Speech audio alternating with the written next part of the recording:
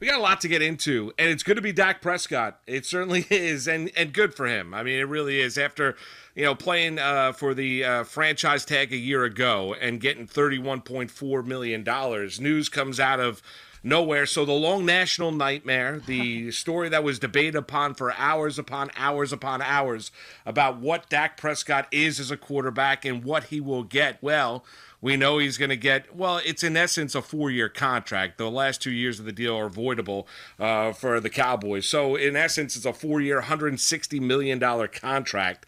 $66 million as a signing bonus, surpassing Russell Wilson. I'm sure that carrot juice went down well this morning for Russell Wilson up there in Seattle. So he gets $66 million guaranteed. I think it's a neighborhood of $75 million in the first year, $95 million in the first 2 years. All of that guaranteed money, $126 million of total guaranteed money for the new contract for Dak Prescott. And listen, I'm not going to get into, everyone gets in when new contracts are signed, regardless of sport. Is the player worth it, right? Where's the valuation? Well, he's not Patrick Mahomes or he's not Russell Wilson, and we're going to look at what Dak Prescott is. Well, tell me what the Cowboys are without Dak Prescott. And we saw it last year. And it's not particularly good. And it's not a particularly good watch. And I know they've changed defensive coordinators. So you look at Prescott, everyone likes to focus. And I don't think he's, a top 5 quarterback in the league. He's not Deshaun Watson, Maggie, but it's just the next man up, right? I mean, that's really what it comes down to. Timing is everything when you come to these contracts. He had the leverage even after he suffered that grotesque injury, against the Giants in the regular season where he was carted off the field and suffered that compound fracture, of his leg, which was completely grotesque and ugly to see. Good for Prescott getting the money that he was looking for. The Cowboys are nothing without Prescott at the quarterback spot. They needed to pay him. After franchising him a year ago, they get the long-term deal done. Yeah, good for Prescott, and he had all this leverage, which is crazy considering he had this leverage coming off of that terrible injury and somehow added to his leverage. That usually never happens, especially in football, where a guy's coming off an injury and he still, his value only continues to go up and up and up. Like, this was a rare one. But, my first thought when I saw this Dak Prescott news from last night actually went to the New York Giants. And for a couple reasons, it went to the New York Giants. Number one, we talk a lot about this all-important third year for a quarterback and just sort of what that means for them and for your entire team. And, think about this. The best case scenario for the Giants is that Daniel Jones takes a massive leap in year 3. I'm talking Josh Allen-esque, right? That's the best case scenario, is that he leaves no doubt that he's going to be your quarterback of the future, because this shows that you were right. You use a top 10 draft pick on a guy, and he's going to end up being the franchise quarterback. You found Eli's replacement. All of this stuff can just sort of go away. It is so important that he takes this big step forward. That would be great. Then you have to talk yourself into, okay, if he takes this big step forward, it's probably in my best interest to then extend him after that. Because you can play around and say, we'll have him for 5 years, and we can, under a rookie deal, and we can just, exercise that franchise, that 5th-year option, for $20 million in the 5th year. No, because if someone's getting better, you're hoping they continue to get better. And look at what's happening with these salaries. It doesn't matter if you're the 10th best quarterback or the 12th best or whatever Dak Prescott is in this league. He's being paid like a top 5 quarterback. So if Daniel Jones takes a massive step forward, well, that means it's smart for the Giants to pay him right away.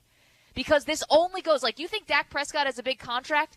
Wait till Josh Allen and Lamar Jackson get into this, which is probably going to be, check your watch, in the next couple weeks. Dak Prescott's going to own some records here in terms of getting paid for 5 minutes. So for the Giants, I would learn this lesson maybe from, not learn the lesson, they know this. But if Jones does what you hope he does, I would sign him. And you know what you can say, Maggie? Look at Carson Wentz. How did that fare for the Philadelphia Eagles? Carson Wentz's story still isn't done yet.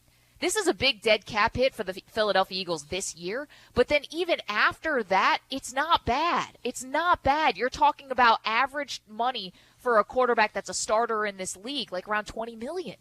So, I would say if I'm the Giants and the best thing happens, I would pay Daniel Jones after this season. You start messing around at some point with the franchise tag, like things escalate quickly, man, and it gets out of control. The other thing I would learn from the Dallas Cowboys about the Giants too, which is if Daniel Jones takes a big step forward, I would think about paying him at the end of the season. I would not be in such a rush to pay Saquon Barkley. And I know he's coming off of an injury, so you're not going to be in a rush anyway. You want to see how his knee responds and how he plays. Look at what happened when the Dallas Cowboys gave in to Ezekiel Elliott. They probably wish they could have that back because I don't even know if Ezekiel Elliott's going to be on this team past next year when they can probably cut him and save some space. So those are the two things, and that's where my mind kind of went to immediately was the New York Giants. And just overall with quarterbacks, like, you just got to be so sure. But don't you have a? I mean, you do have more. Expensive. You do have more time with Jones than after year 3. I mean, because Prescott's initial rookie deal was 4 years, so Jones I've got control of for 5. I've got control of Saquon Barkley for 5 years.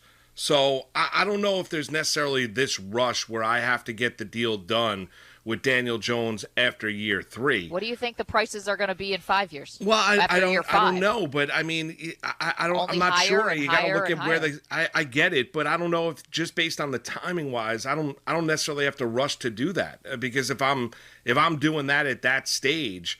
Well, you're sure. You have to be confident and sure what the player is. But I've got more time on my side if I'm the Giants with both Jones and with Saquon Barkley in terms of long-term contracts. I mean, more time with Jones, obviously, than with Saquon because Saquon was drafted before Daniel Jones, as we know. But, yeah, I think it just shows you, Prescott's the answer down there in Dallas. You want and you hope, Maggie, that you're in the position that you have to pay Daniel Jones because then Daniel Jones has answered the call. Everything that we've had questions and concerns about Daniel Jones as a player. But we do know this. I mean, quarterbacks are going to get paid. So if the game does slow down for Jones, if his decision-making is a lot better, if we're looking at him going out and throwing for 300-plus yard games, but it's going to look different than it does down in Dallas because of, and we'll see where the Giants go at the wide receiver position when you look at this offense because the Giants are happy and ecstatic that Saquon Barkley is going to be a massive part of this offense in 2021, sure. Just as Ezekiel Elliott has been a part of it. Now, you hope that Saquon Barkley is able to bounce back off the torn ACL, is able to be the game-breaking running back that he has shown you to be when he has been healthy here with the Giants. But, yeah, they're going to have two massive decisions as an organization with two high-salaried, high-priced players, and it's going to be of prime importance on Gettleman and company to hit in the draft because you look at this salary cap situation for the Giants is not particularly good, especially with the report earlier this morning by Ian Rappaport and company that Leonard Williams is going to be given the franchise tag, that he's going to be back with the Giants, that it's a placeholder. They're still talking about a long-term contract for Leonard Williams, but that's something that you can do as an organization to make sure you maintain control of the player, coming off a year in which he played under the franchise tag, but maintain control of the player and continue those contract negotiations because coming off a year in which he had 11 and a half sacks, the Giants don't want to lose Leonard Williams. No, and this, is just, I'm sure if you gave them truth serum, I'm sure the Giants would love a do-over for last offseason. Whatever Leonard Williams was asking for then when he played on the franchise tag probably looks pretty good. I'm sure. Compared to what he'd be asking for now, because if you let him hit free agency, now granted, you're letting him hit free agency. If you didn't tag him, he would potentially hit free agency in a pandemic season where the salary cap just took a big hit. So maybe, that massive deal isn't out there for him right now. That's a tough time to be hitting free agency, no doubt, where teams are shedding more salary than they are adding. However, he is one of the top guys available on the market. So even like we saw with baseball, you're gonna get paid if you're one of the top guys, and Leonard Williams is one of those guys in free agency. I'm sure Giants wish they had just caved to whatever Leonard Williams was asking for last year, because now, what options do they really have with Dalvin Tomlinson? Now it looks like he's going to be able to test free agency. Listen, he might end up coming back, but obviously, the Giants salary cap situation does not leave them any margin for error. And You got to hope you get a long-term deal done with Leonard Williams. Look how much you've already invested into Leonard Williams. Yeah. Now, you could say, Maggie, that it panned out. He had 11.5 sacks last year. Sure, he had 11.5 sacks for a team that didn't make the playoffs, and you already invested draft picks and now a franchise tag on him. I mean, to have him play the second year on a tag, we're not even sure what position Leonard Williams plays. Is he a defensive tackle? Cool, that's $19 million. Is he a defensive end? $21.3 million. I mean, we're not even sure how he's going to get designated. So there's so much here, and meanwhile, the Giants brass is going to be speaking today. Reportedly, it's going to be Dave Gettleman, it's going to be Joe Judge talking to the media at noon. So, we'll hear what they have to say about this. It's just, and I just go back to Jones, and again, best case scenario, he becomes the franchise quarterback that the Giants always envision.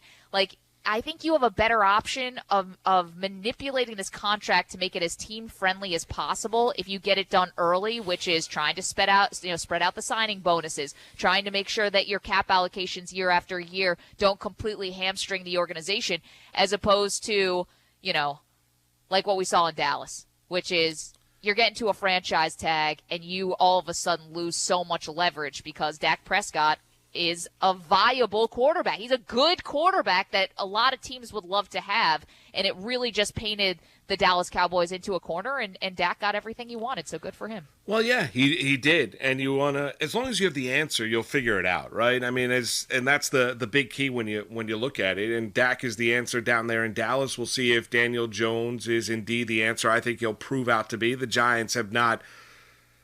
They still are very, very confident. There's been no blinking of their confidence level in Daniel Jones as a quarterback, even coming off a subpar 2020 that we all witnessed. So, yeah, timing is everything. I mean, it also has to look at it. There's a number of other factors as well. You might be aggressive as an organization. What does the salary cap look like? How much flexibility, the impact? I mean, they're working on new TV deals.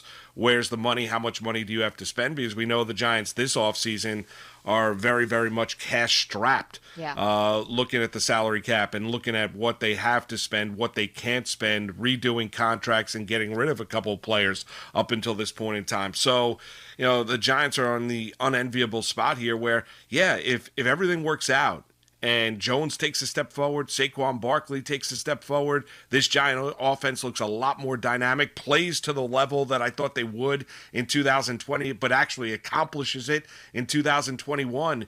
Those are good problems to have, because then I've got my answer at quarterback. I've got a bounce-back season from Saquon Barkley. I'm a playoff contender because I know that the defense, as long as I'm able to bring back, and Williams is coming back, if I can get a deal done with Dalvin Tomlinson, see what they do in the draft, I know with Patrick Graham as their defensive coordinator, they're going to have an opportunity. No doubt. And you bring up a good point about the TV deal. Like, listen, Jerry Jones, no, I wouldn't be throwing any bouquets at him in terms of being a general manager of a football team, considering, their defense is still bad. They have a lot of problems, obviously. But in steps Dan Quinn. Well, okay, in steps whoever, get them better. I mean, now, how did you not win more games? I mean, Dak Prescott, you're paying him for what he's going to do, not what he's done, but you just gave a guy $160 million who's won one playoff Exhibit game. A for Dak Prescott was Ben DiNucci. Of course, but you blew your opportunity when you got this found this diamond in the rough of Prescott after Romo got hurt. You've been paying Dak Prescott before last year on the franchise tag. He was making $1 million a year. I mean, that's when you're trying to capitalize on the rookie quarterback deal, and they were never able to do it. So even less. I mean, look at what Prescott made, just on a side note. You mentioned it. His final year, that fourth year of his final rookie contract, he made a tad over 2. Before that, he was making $630, $540.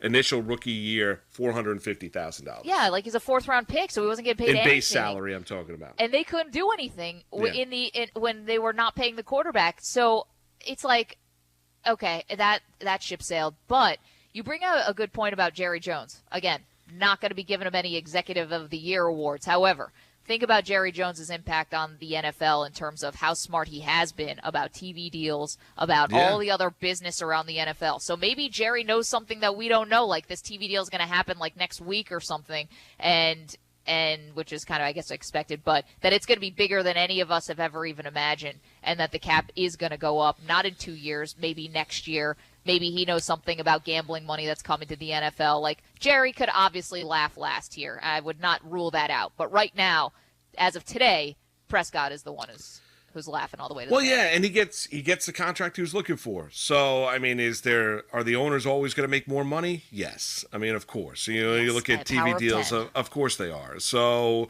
and the NFL is always looking to capitalize, and they're looking at billion-dollar TV deals and outreach and everything like that. So, yeah, the NFL can't cry poor, even coming off the year that they just came off of. But for Prescott and for players out there, and specifically with Dak, that storyline now comes to an end. Now you could debate about whether or not he's worth it, but Maggie, they missed the window. The other example is this. The window is now. It really is. Before, you could look at quarterbacks in the NFL when they get paid and how it does limit you, wherever the salary cap may be. You're looking at guys that are making, $31, $35 million a year. It is a ginormous hit to your cap. So just as we've talked about before, the window was there in 16, 17, 18, and 19 for the Dallas Cowboys.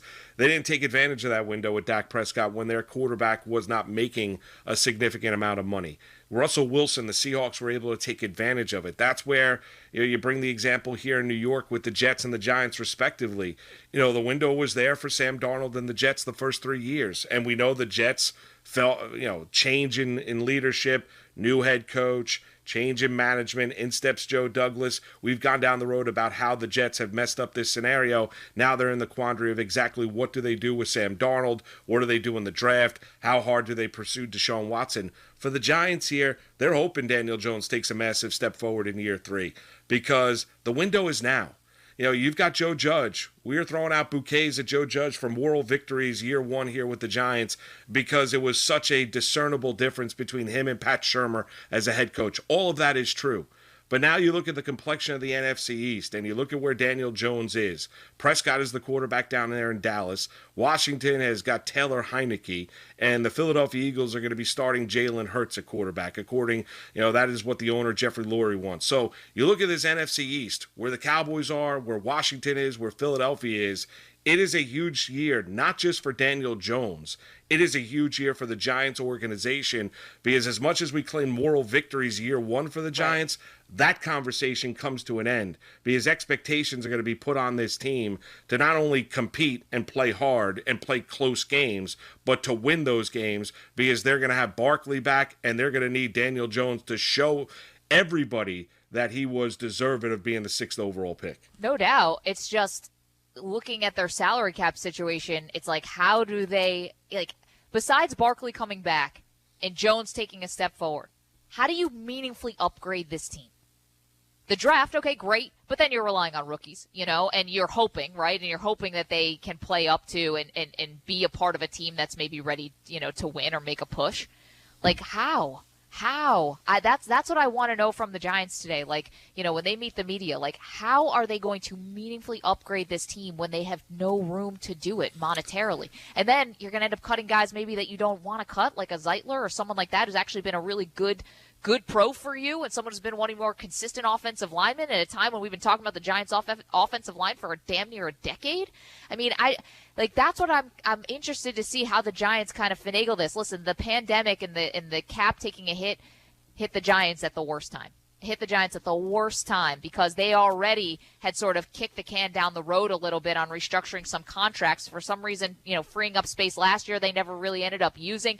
And now it's kind of come home, come to a head here. So that's what I'm thinking about with the Giants. It's fair. And how are they going to get much better? How are they going to improve? We know that they have good talent. We know their coaches are talented. We know they get the best out of their players. They need playmakers. How are they going to do that beyond just the draft? No, I get it, and it's fair. And I think they're expecting a lot of those young offensive linemen, Maggie, from a year ago. Now, hopefully with less restrictions, when you have mini camps and you have training camps, those guys to step up, fill roles, and perform at an extremely high level. But it's a very, very fair question.